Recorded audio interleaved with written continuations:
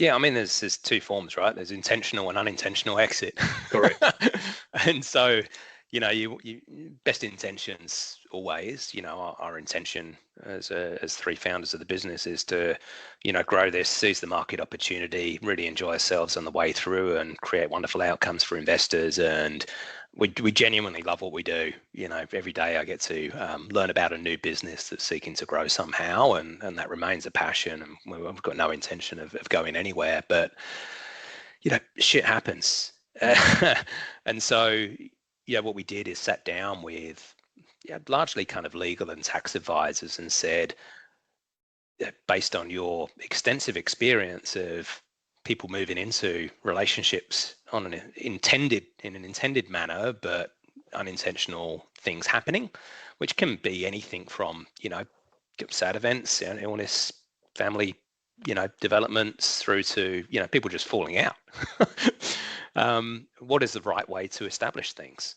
And, it probably won't surprise you, Avon. There's a lot of tough conversations that you should have up front Yeah. about establishing the guardrails so that you're all protected in the face of the unknowns, because Yeah. no one moves into these things, with a kind of divorce in mind and wanting to set up a prenup, which is expensive and time consuming and emotionally draining. But it is the right thing to do Yeah. by everybody, by yourselves, by your family, by your investors.